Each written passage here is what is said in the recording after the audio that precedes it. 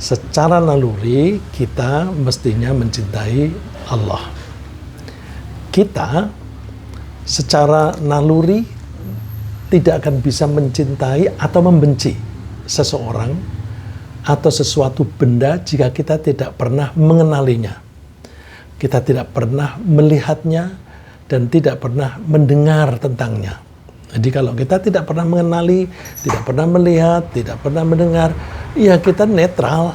Kita tidak mencintai dan tidak membenci. Kita baru bisa mencintai seseorang atau barang setelah kita mengenalinya dengan cermat dan merasakan keuntungan-keuntungan yang kita peroleh dari orang atau barang itu. Saya ulang ini abstrak, sepertinya abstrak, tetapi ini nyata untuk diri kita sendiri. Ya. Kita baru bisa mencintai seseorang atau barang setelah kita mengenalinya dengan cermat dan merasakan keuntungan-keuntungan yang kita peroleh dari orang atau barang itu. Misalnya, kita cenderung mencintai seseorang yang sering memuji kita. Kalau Bu Nuni sering memuji saya akan cenderung mencintai Bu Nuni.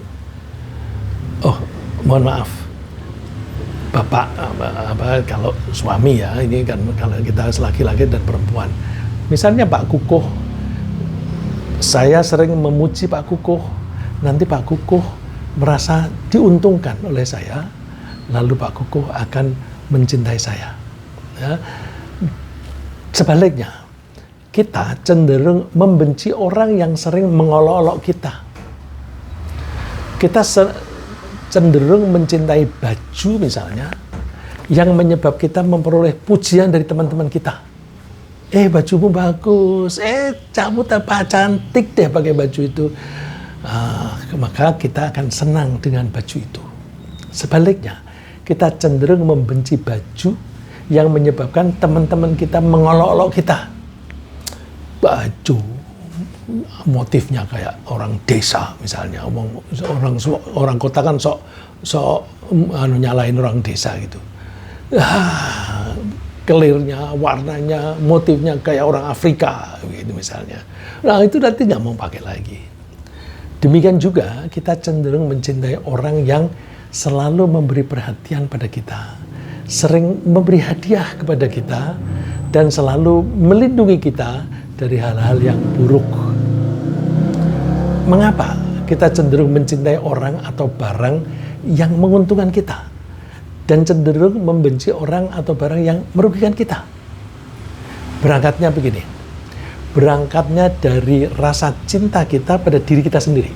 Semua orang itu ditanamkan oleh Allah rasa cinta pada diri sendiri. Apa gunanya? Gunanya supaya kita mau merawat diri kita sendiri.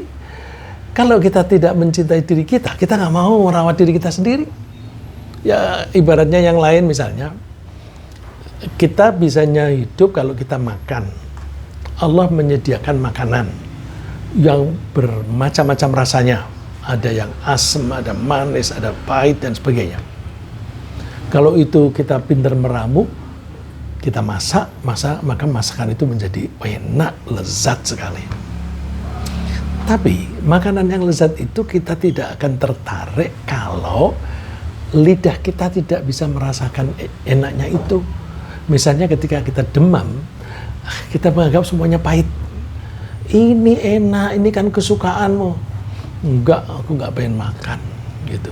Jadi supaya kita mau makan, oleh Allah diberi bahan makanan di satu sisi, di sisi lain di badan kita, di fasilitas yang ada pada kita termasuk syaraf-syaraf, dibuat oleh Allah ada kecenderungan menginginkan barang itu.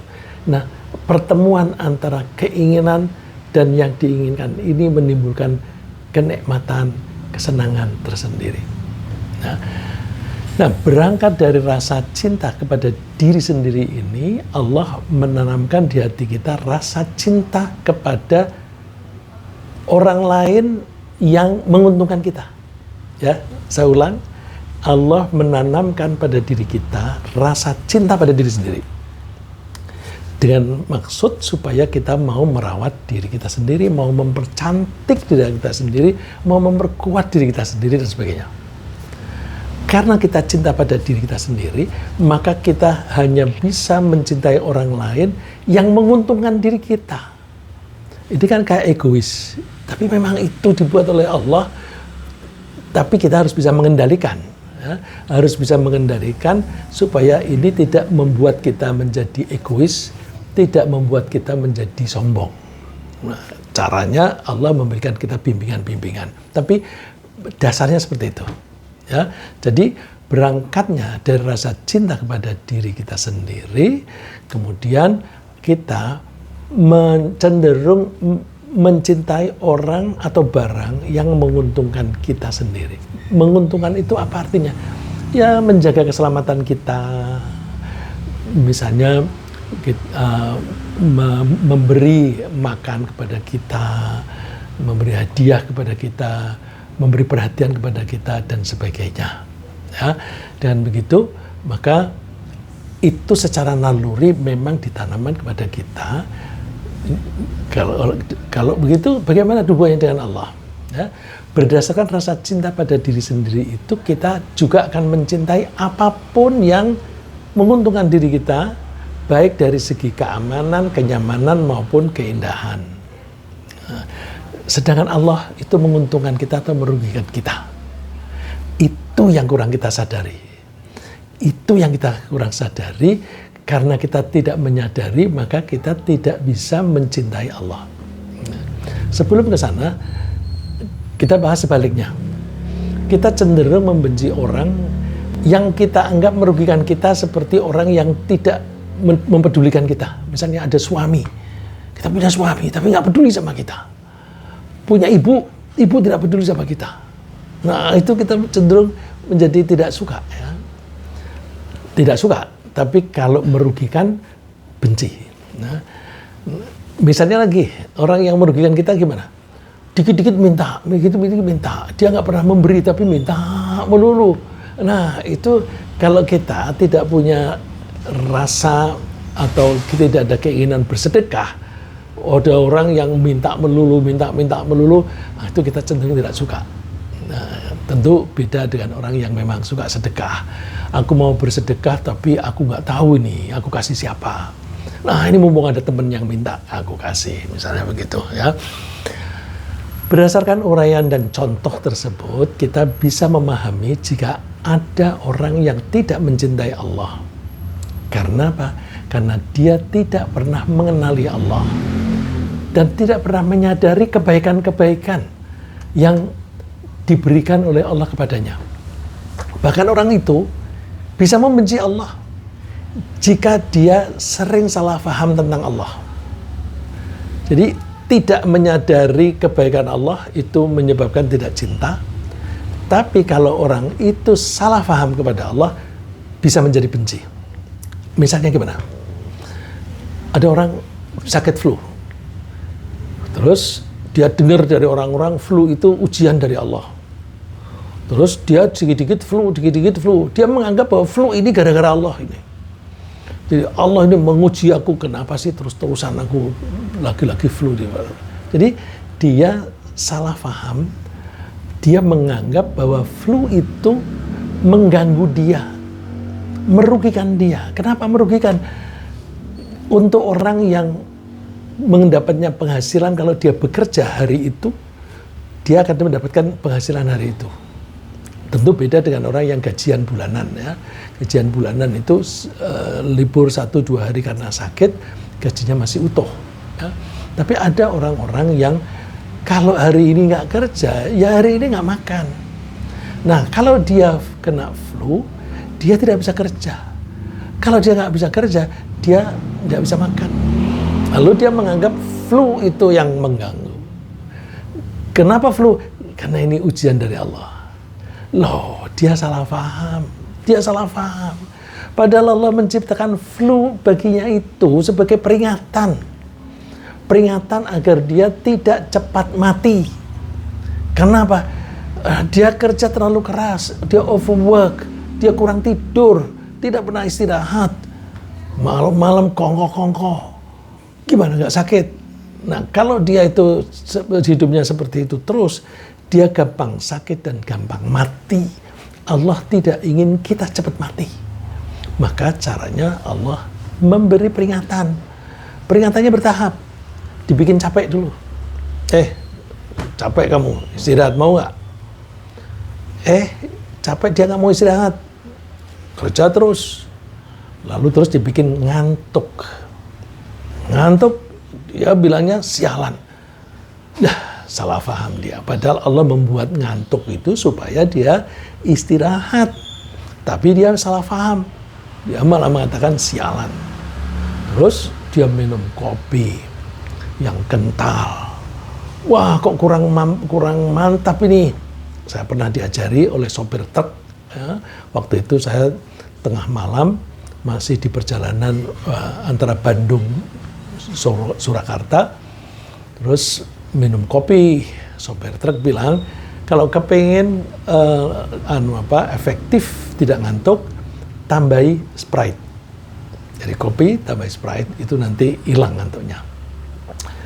Jadi dipaksa. Ada lagi kasih minuman energi. Lalu dia berarti memaksa dirinya untuk bekerja keras. Ya tambah sakit.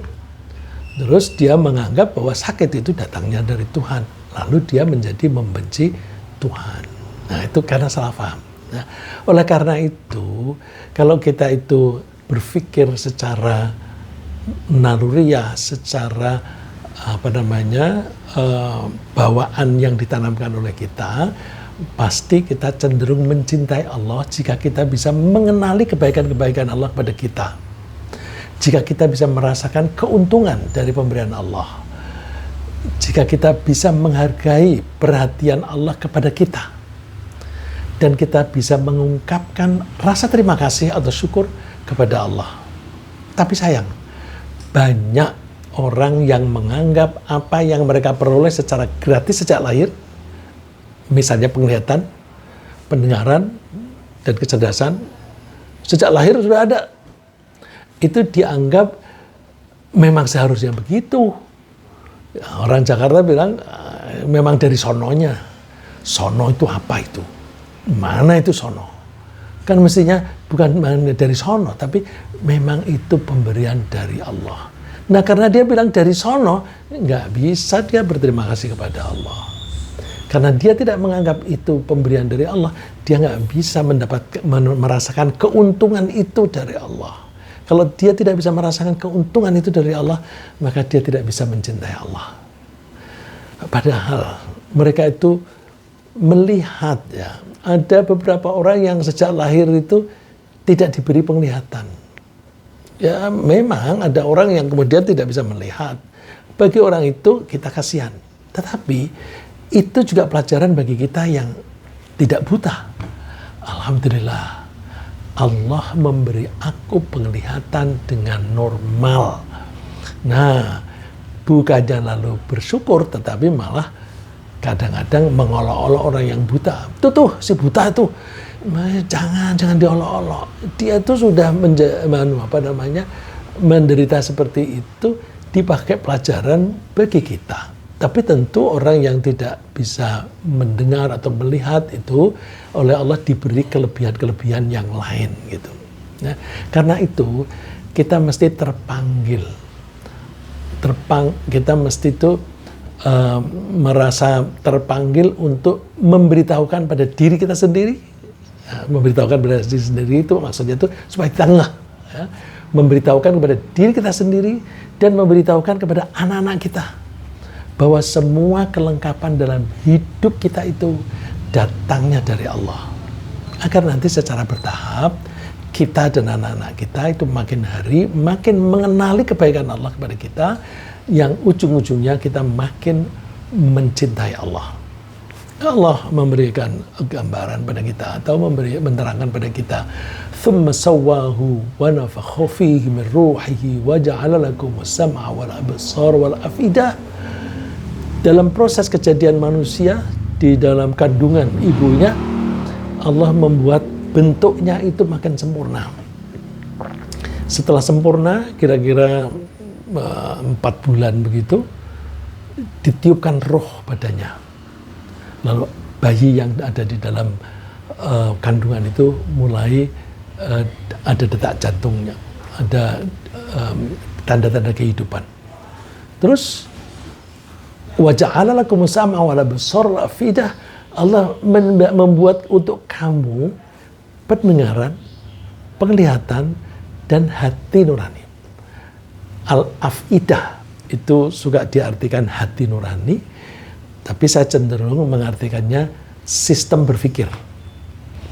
Kalau kita bilang sistem berpikir itu mulai dari kita mengamati sesuatu, ditangkap indera, oleh indera diteruskan ke otak, di otak diolah, kemudian hasilnya ada kesimpulan. Kesimpulan itu akan men-trigger otak bagian belakang kita, yang kemudian diteruskan ke saraf tulang belakang. Nah, itu nanti yang akan menggerakkan jantung atau paru-paru kita. Kalau kita menyimpulkan ada sesuatu itu membahayakan, kesimpulannya di otak, kemudian karena itu dianggap membahayakan, maka muncul rasa takut. Rasa takut di dalam diri kita. Takut itu akan menggerakkan hormon, ya, semacam adrenalin. Nah, adrenalin ini kalau keluar nanti masuk ke jantung, jantung itu menjadi terpacu untuk bergerak, untuk memompa lebih cepat. Nah, karena memompa lebih cepat, maka aliran darah menjadi lebih cepat. Aliran darah lebih cepat ditangkap oleh paru-paru, paru-paru mekarnya lebih cepat, lebih besar, maka menghirup oksigen lebih banyak. Ada aliran darah lebih banyak, oksigen lebih banyak, ini artinya tambahan energi. Tambahan energi itu sangat penting untuk keselamatan kita ketika ada bahaya, supaya kita bisa lari menghindari, atau kalau terpaksa kita melawan. Nah, itu mekanisme yang dibuat oleh Allah dalam berpikir. Nah, itu yang disebut oleh Allah al-afidah. Karena kalau kita mengartikan afidah sebagai hati nurani, lalu posisi otak di mana? Ya, peran otak di mana? Tapi kalau kita mengartikan sistem berpikir, itu ada peran otak, ada peran saraf-saraf sentral dan saraf otonom, dan ada juga peran hati atau jantung kita. Nah, itu merupakan satu sistem. Tapi apa? Kata Allah, qalilan ma tashkurun. Betapa sedikit yang kalian itu bersyukur. Pakai ma, ya. Qalilan itu artinya sedikit. Qalilan ma tashkurun. Betapa sedikit kalian itu bersyukur. Gimana nggak sedikit? Karena orang yang ngeh bahwa ini adalah pemberian dari Allah itu sedikit. Orang sering, ya memang dari sononya aku dari lahir udah bisa melihat. Tidak melihat peran Allah. Ya. Nah, melihat peran Allah ini penting supaya kita nanti secara naluri dengan sendirinya akan mencintai Allah.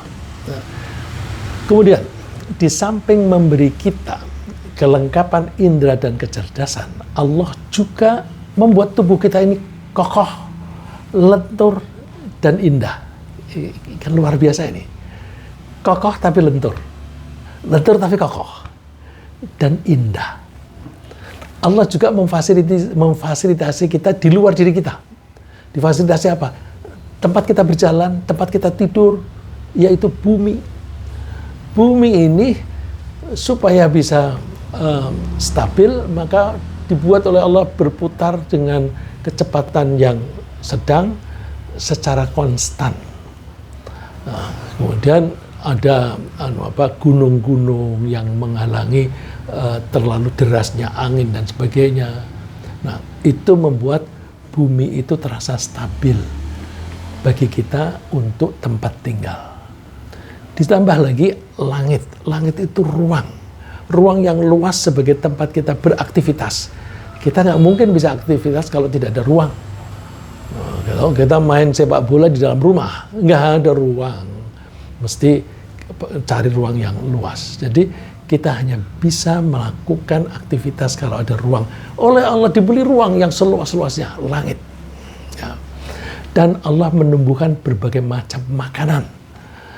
Makanan itu ada yang dari tanaman, ada yang dari hewan.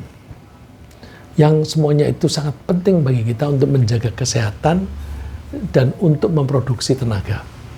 Allah menguraikan pada kita, Allahul ladzi ja'ala lakumul arda qararan was samaa'a binaa'a. Ini fasilitas yang di luar diri kita. Allah lah yang menciptakan bumi sebagai tempat tinggal dan langit sebagai bangunan, ya, ruang. Kalau kita kita butuh ruangan, itu seringkali kita membuat bangunan. Ya. Wasawwarakum fa ahsana suwarakum, dan Allah itu membentuk kalian dengan bentuk yang paling bagus. Bandingkan manusia dengan monyet, manusia dengan ular. Kan manusia itu lebih indah. Udah begitu, warzaqakum minat thayyibat. Allah memberi kamu rizki yang baik-baik. Jadi Allah menyediakan makanan. Kalau kita kurang vitamin C, Allah menciptakan jeruk, belimbing, dan sebagainya. Kalau kita butuh karbohidrat, Allah membuat padi-padian tumbuh, membuat kurma yang manis, dan sebagainya. Nah, itu perlu kita fahami. Allah menunjukkan, dzalikumullahu rabbukum, itulah Tuhanmu Allah. Itulah Tuhanmu Allah. Nah, untuk menanamkan itulah peran Tuhanmu Allah, itu tidak gampang. Meskipun kita sendiri, meskipun kita sudah dewasa, meskipun kita sudah sekolah tinggi. Fatabarakallahu rabbul alamin. Maha suci Allah yang menciptakan dan mengatur alam raya ini. Kemudian dari segi lingkungan. Dari segi lingkungan yang mendukung kehidupan dan kesejahteraan kita, Allah membuat siang dan malam bergantian. Coba kalau siang hari terus, kan menjadi terlalu panas, kita tidak tahan panasnya. Sebaliknya, kalau dibuat malam, makin lama makin dingin, kita nggak tahan. Kita butuh siang yang lebih panas dan malam hari yang lebih sejuk, karena ketika kita bekerja kita butuh energi, kita butuh suasana yang hangat, dan ketika tidur kita butuh suhu yang rendah. Badan kita pun juga suhunya merendah.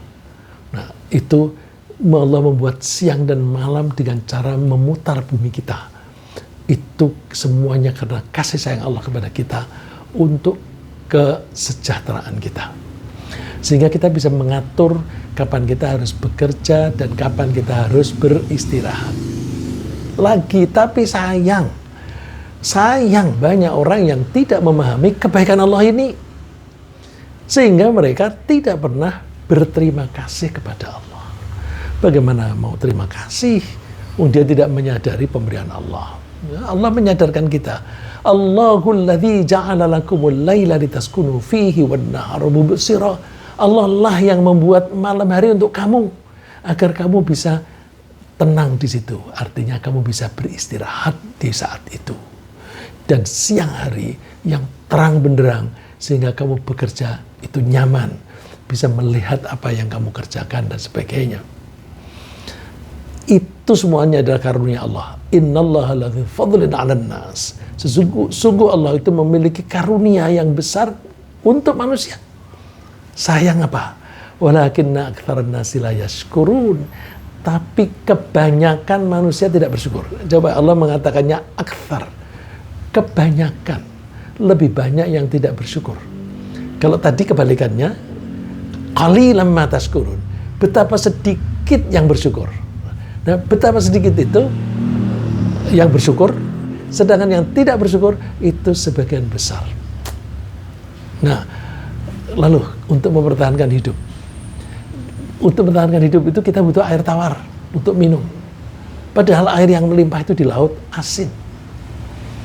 Terus bagaimana Allah memberi kita minum air tawar? Hanya Allah yang bisa mendatangkan air tawar. Kalau orang tinggalnya di Purworejo, kemudian mau ngambil air di laut, jauh, udah begitu asin. Tapi Allah mendatangkan air tawar. Bukan kita yang mendatangi air tawar. Air tawarnya yang didatangkan oleh Allah kepada kita. Air tawar yang segar. Diberikan oleh Allah ke daratan di tempat tinggal kita. Oleh Allah air laut itu diangkat. Caranya gimana? Diuapkan dulu menjadi gas. Karena menjadi gas dia menguap ringan. Karena ringan dia berterbangan. Berterbangan kemudian didorong oleh angin dari laut ke daratan tempat kita tinggal. Terus karena ini gas ini, terutama hidrogen dan oksigen itu berkumpul begitu banyaknya dengan suhu yang rendah, maka bulir-bulir gas tadi berubah menjadi bulir-bulir air, semacam es. Karena makin besar volumenya menjadi makin berat, maka oleh Allah diturunkan, dibuat jatuh. Jatuh itu kita menyebutnya hujan. Siapa yang bisa mengantarkan air, bisa mengubah air dari asin ke tawar, diantarkan kepada kita, kita nggak usah pergi kemana-mana. Dijatuhkan oleh Allah di tempat kita tinggal. Nah, afara'aitumul ma'a alladzi tashrabun. Kamu tahu nggak air yang kamu minum itu? Antum anzaltumuhu minal muzni am nahnul munzilun. Apakah kamu yang menurunkan air itu dari awan? Atau kami, Allah yang menurunkan.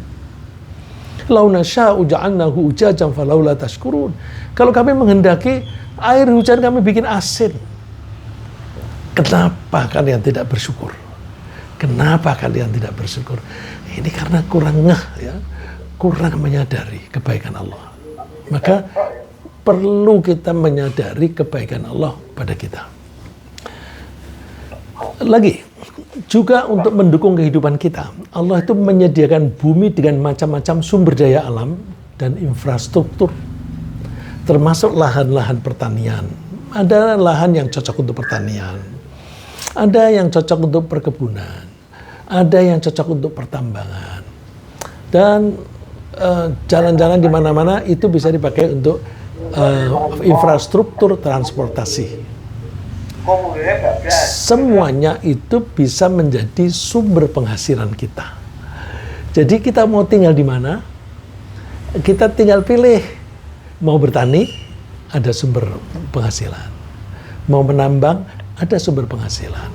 Oh, nggak punya lahan, transportasi, jadi sopir, jadi penghasilan. Jadi bumi ini dibuat oleh Allah begitu rupa sehingga kita itu bisa bergerak apapun yang kemudian kita mendapatkan uang. Ya, kalau kita melihat contoh di Jakarta ini luar biasa. Jakarta ini asal mau bergerak sedikit aja deh, nanti akan dapat penghasilan. Ya. Nah, kita difasilitasi oleh Allah itu berupa bumi. Nah, tanpa bumi dan sumber daya alam yang terkandung padanya, tidak mungkin kita bisa hidup dan menikmati segala fasilitas yang ada padanya. Tapi toh hanya sedikit yang menghargai dan berterima kasih kepada Allah. Karena apa? Kebanyakan di antara manusia itu kurang memahami tentang jasa-jasa Allah itu.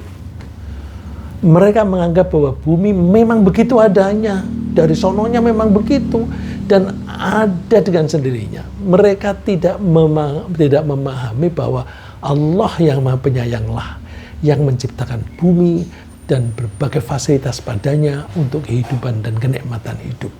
Apalagi orang Indonesia. Indonesia itu kan posisinya di daerah tropis, di daerah sekitar Khatul Istiwa.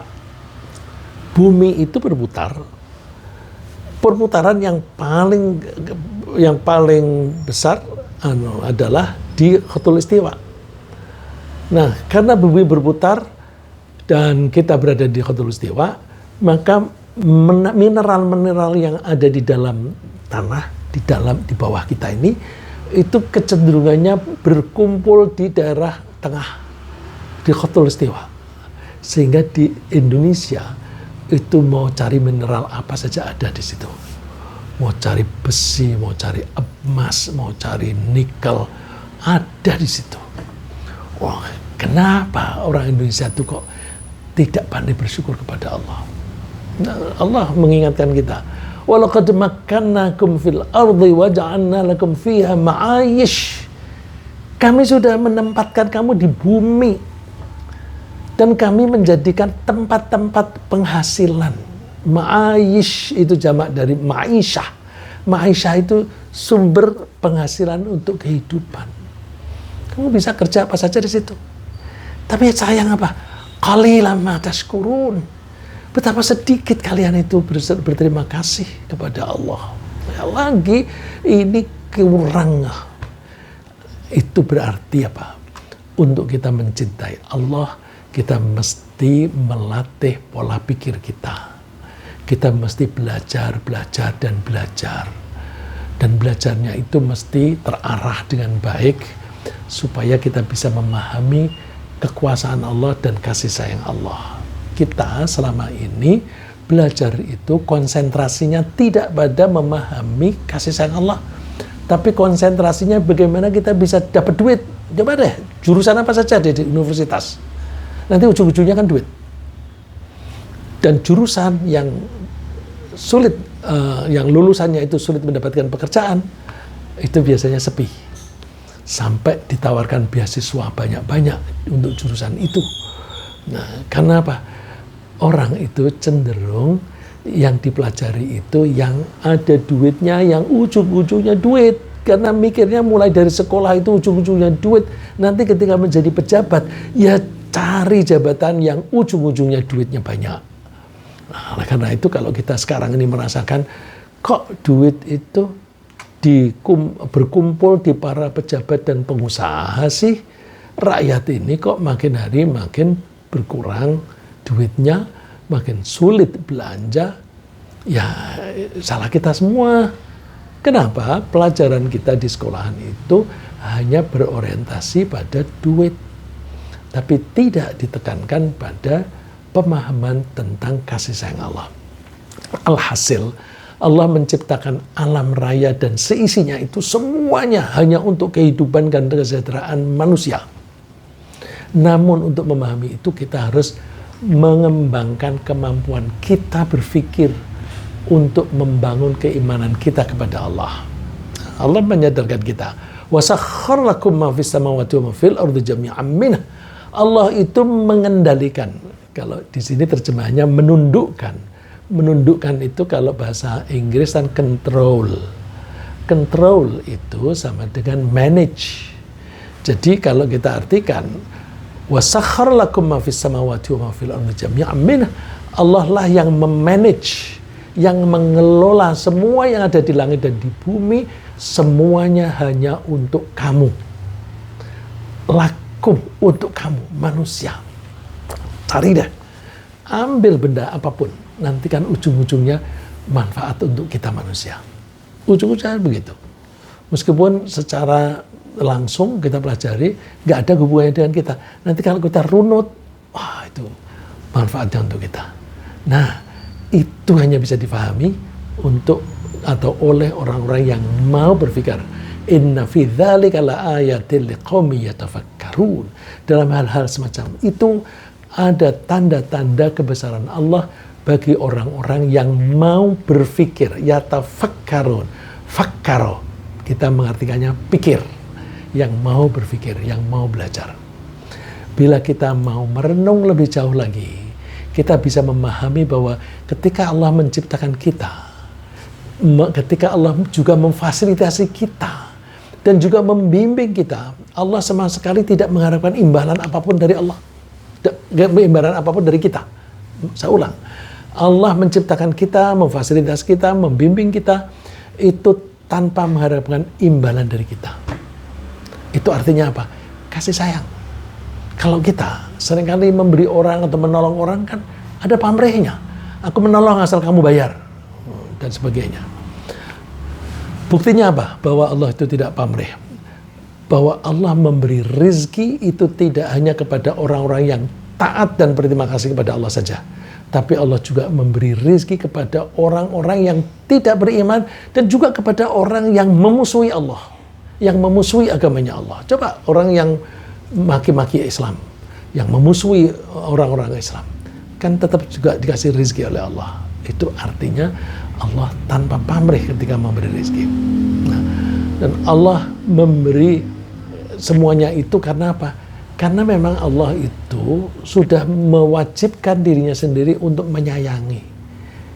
Kalau kita dianjurkan oleh Allah untuk menyayangi, tapi kalau Allah menyayangi itu munculnya dari diri sendiri. Karena munculnya dari diri sendiri, kita memahaminya Allah mewajibkan pada dirinya untuk menyayangi. Coba kita pahami ayat ini. Qul liman ma fis samawati wal ard. Katakan, milik siapa sih semua yang ada di langit dan bumi? Qul lillah, katakan semuanya itu milik Allah. Nah, itu semua dipakai oleh Allah untuk mengekspresikan kasih sayang Allah. Kataba ala nafsihir rahmah. Allah mewajibkan pada dirinya sendiri untuk menyayangi. Kalau Allah mewajibkan dirinya sendiri untuk menyayangi, maka setiap kali ada peristiwa, di situ pasti ada jejak kasih sayang Allah. Kalau kita tidak mengetahui ada jejak Allah, kita perlu belajar lagi. Ya. Kejadian apapun, misalnya ada orang dibuat kaya, di situ ada kasih sayang Allah. Ada orang dibuat miskin oleh Allah, di situ ada kasih sayang Allah. Kita, di antara kita suatu saat dibikin sehat oleh Allah, di situ ada kasih sayang Allah. Dan ketika kita diberi sakit, di situ juga ada kasih sayang Allah. Karena apa? Kasih sayang Allah itu meliputi segala sesuatu. Wa rahmati wasi'at kulla syai'. Kasih sayangku atau rahmatku itu meliputi segala sesuatu. Ya, seperti tadi saya bilang sakit flu. Sakit flu itu di situ ada kasih sayang Allah. Karena apa? Allah menegur kita. Kamu memperlakukan badanmu berlebihan. Kamu mesti istirahat. Kamu tidak merawat dirimu dengan baik. Kamu tidak makan cukup padahal pekerjaanmu banyak.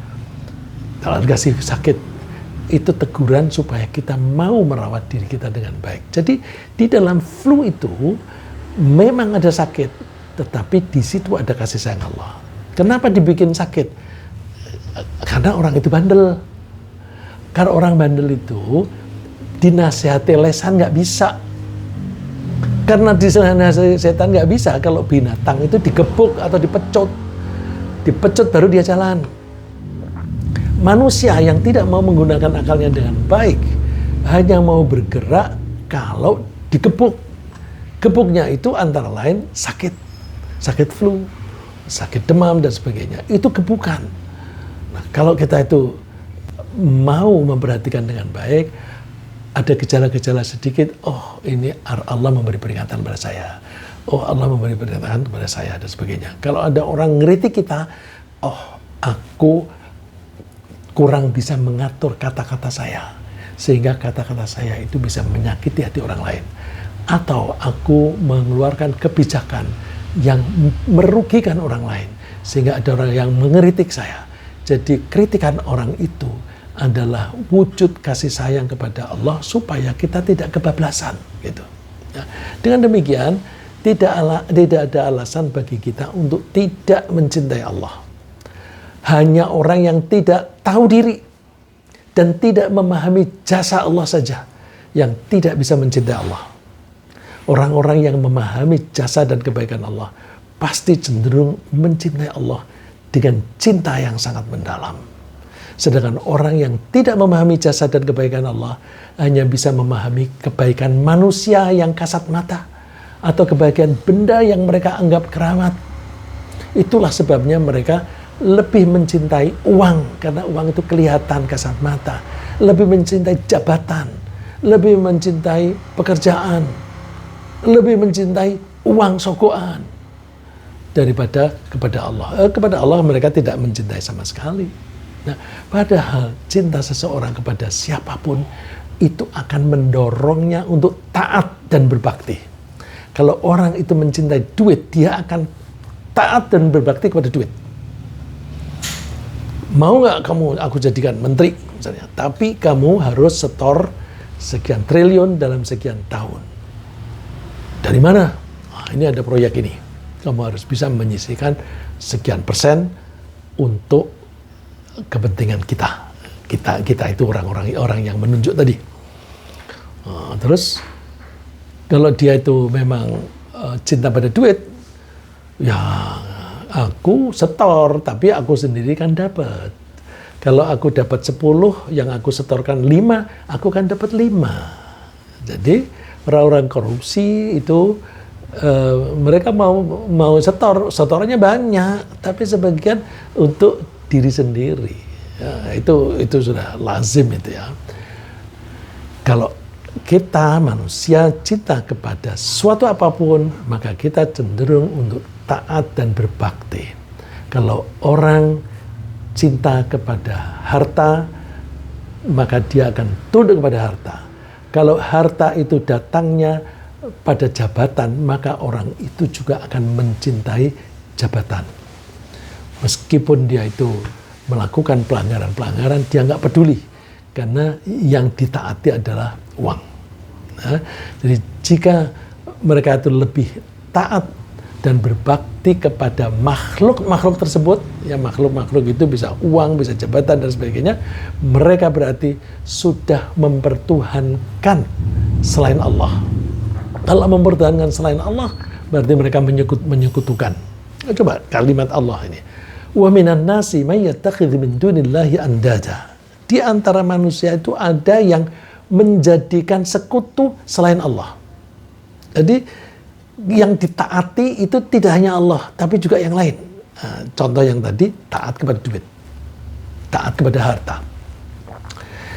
Di ayat ini tidak ada cerita menyembah, tapi ada kata menyekutukan. Jadi menyekutukannya gimana? Yuhibbunahum kahubbillah. Mereka mencintai selain Allah itu sama besarnya dengan cintanya kepada Allah. Jadi pagi dia sholat subuh berjamaah di masjid, kemudian dia bekerja nipu supaya dapat keuntungan besar. Dia bekerja korupsi. Jadi dia itu di satu sisi cinta kepada Allah, di satu sisi cinta kepada harta. Kalau kita anggap bahwa pergi kepada Allah itu ke barat, pagi-pagi dia ke barat, siang hari atau sore hari dia ke timur, balik lagi, pagi ke barat, siang ke timur lagi.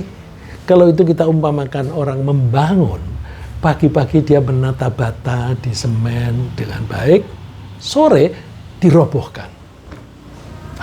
Itu akalnya gimana? Bandingkan, walladzina amanu asyaddu hubban lillah. Orang yang beriman itu sangat mencintai Allah. Ya karena orang-orang yang beriman itu bisa menyadari kebaikan Allah kepada mereka. Nah, kalau kita mengakui sebagai mencintai Allah, tidak bisa hanya di mulut, lesan kita nggak bisa. Harus dibuktikan dengan perilaku, yaitu dengan cara taat kepada Allah. Allah mengutus utusan, maka kita juga harus taat kepada utusannya. Taat kepada Allah dan utusannya itu wujudnya apa? Melaksanakan perintahnya dan meninggalkan larangannya. Perintah dan larangan Allah itu disampaikan oleh Allah kepada kita melalui utusannya Nabi Muhammad SAW, baik melalui kitabnya Al-Quran yang diwahyukan kepadanya, atau melalui nasihat-nasihat Rasulullah untuk menjelaskan Al-Quran tadi. Nah, dengan itu kita, kalau kita mengakui mencintai Allah, maka kita harus membuktikan cinta kita kepada Allah dengan cara mentaati Allah dan Rasulnya. Dan jika kita mencintai Allah dengan benar, maka Allah pasti akan merespon dengan cara mencintai kita. Jadi kalau kita mencintai Allah, pasti Allah merespon dengan mencintai kita. Kalau kita mendekat kepada Allah, Allah akan mendekat kepada kita. Ya, Allah berfirman, "Qul in kuntum tuhibbunallaha fattabi'uni." Katakan Muhammad, kalau kalian memang mencintai Allah, ikuti aku. Kalau kamu mengikuti aku, yuhibbukumullah, Allah pasti akan mencintai kamu. Wa yaghfir lakum dzunubakum, dan Allah akan mengampuni dosa-dosamu. Wallahu ghafurur rahim. Allah itu Maha Pengampun dan Maha Penyayang. Nah, kemudian kita berusaha makin hari makin kuat cinta kita kepada Allah. Artinya kita berusaha untuk memperkuat cinta kepada Allah sehingga kapanpun kita melakukan apapun, kita melakukannya hanya karena Allah. Ya, kalau kita sudah mencintai Allah, maka kalau kita mencintai teman, cinta kita itu alasannya karena Allah. Kalau kita menjauhi seseorang, tidak mau bergaul dengan dia, kita menjauhinya itu alasannya karena Allah. Misalnya kita di antara teman-teman kita di tempat kerja itu ada yang bikin kolaborasi untuk korupsi. Korupsi itu kan biasanya kerjasama satu bagian dengan bagian yang lain. Terus aku nggak mau dekat-dekat jangan sama mereka, nanti aku bisa ditarik ke sana. Nah, lalu menjauh. Menjauhnya itu karena Allah. Nah, jadi misalnya ketika kita itu mencari teman, kita memilih orang yang disukai oleh Allah, yaitu mereka yang selalu taat kepada Allah. Dan ketika kita itu menghindari pertemanan dengan seseorang, kita menghindarinya karena kita tidak ingin terpengaruh oleh ajakan untuk berbuat sesuatu yang tidak disukai oleh Allah. Jika kita bisa mencintai Allah pada level ini, yaitu berbuat suatu apapun hanya karena Allah, dan meninggalkan suatu hanya karena Allah juga, maka kita akan merasakan indahnya iman kepada Allah. Indahnya iman itu bisa kita rasakan. Rasulullah menguraikannya begini, thalathun man kunna fihi wajada bihinna halawatal Islam. Ada 3 hal. Kalau 3 hal itu bersatu ada pada seseorang, maka orang itu akan mendapatkan manisnya iman. Apa itu contohnya? Ayyakunallahu wa rasuluhu ahabba ilaihi mimma siwahuma. 1, dia mencintai Allah dan Rasulnya lebih daripada apapun, lebih dari harta, lebih dari keluarga dan sebagainya. Di atas, bukannya tidak menyukai keluarga, menyukai, mencintai keluarga, tetapi cintanya kepada Allah lebih dari itu. 1. Wa yuhibbal mar'a la yuhibbuhu illallah. Dan nomor 2, kalau kita bisa menyukai orang atau mencintai seseorang itu hanya karena Allah. Dan kalau dia, satu lagi, tidak suka kembali kepada kekufuran. Jadi dia berusaha menjaga keimanan. Iman itu dijaga dengan baik. Wa ayyakraha ayyauda fil kufri, dia berusaha atau dalam hatinya itu tidak suka kalau dia kembali kepada kekafiran. Ba'da an qadhahu Allahu minhu kama yakrahu ayyuqdhafa finnar. Dia menjauhi kekafiran atau kemaksiatan karena dia tidak ingin dimasukkan ke dalam neraka. Jadi kalau itu 3 itu bisa berkumpul di dalam diri seseorang, maka orang itu merasakan indahnya atau manisnya iman. Ya, saya ulang, 1, kalau Allah dan Rasulnya lebih kita cintai daripada apapun. Yang kedua, kalau kita menyukai atau membenci orang lain hanya karena Allah. Yang ketiga, kita tidak suka melakukan perbuatan-perbuatan yang menyebabkan kekafiran. Nah, mudah-mudahan kita bisa betul-betul mencintai Allah dan Nabi Muhammad SAW dengan harapan bahwa kita kelak di hari kiamat akan ditempatkan oleh Allah di surga bersama-sama dengan Nabi Muhammad. Ini ada cerita dari Anas bin Malik. Anas bin Malik cerita bahwa ada seseorang datang bertanya kepada Nabi, Rasulullah, kapan hari kiamat itu? Lalu Rasulullah bertanya, kok kamu tanya hari kiamat? Apa yang sudah kamu persiapkan untuk hari kiamat itu? Untuk menghadapi hari kiamat? Jawabnya apa? La syai'a, nggak ada Rasulullah, aku nggak nyiap siapa apa-apa. Illa anni uhibbullah wa rasulah. Hanya saja aku mencintai Allah dan utusannya. Modalku itu aja. Jawaban Rasulullah apa? Anta ma'aman ahbabta. Kamu nanti disertai orang yang kamu cintai. Wah, mendengar itu Anas cerita, fama farihna bisyai'. Ini tidak saya cantumkan di situ. Kami belum pernah gembira terhadap sesuatu seperti gembira kami mendengar keterangan Rasulullah bahwa kamu akan berkumpul dengan orang yang kamu cintai kelak di akhirat. Terus Anas bilang, aku punya modal. Aku mencintai Nabi, aku mencintai Abu Bakar, dan aku mencintai Umar. Aku berharap nanti di surga aku akan hidup bersama dengan Nabi Muhammad, dengan Abu Bakar dan Umar. Meskipun perbuatanku, amalku tidak sebanyak Nabi Muhammad, Abu Bakar dan Umar. Jadi modalnya adalah cinta kepada Allah. Nah, mudah-mudahan kita bisa membangun rasa cinta kepada Allah. Ya, ringkasnya apa yang kita bahas pagi ini adalah bahwa kita secara naluri pasti cenderung mencintai Allah jika kita betul-betul mengenali kasih sayang Allah kepada kita. Allah telah menciptakan kita dalam bentuk yang indah, dilengkapi dengan indera dan akal. Untuk mendukung kehidupan kita, Allah menciptakan semua yang ada di alam raya ini untuk kesejahteraan kita. Dan kita menyatakan rasa cinta kepada Allah dengan cara bersyukur dan mentaati semua perintahnya. Kita akan bisa menikmati indahnya iman jika kita melakukan apapun sebagai ungkapan rasa cinta dan syukur kita kepada Allah. Semoga Allah makin memperkuat rasa cinta kita kepada Allah dan kepada utusannya Nabi Muhammad sallallahu alaihi wasallam.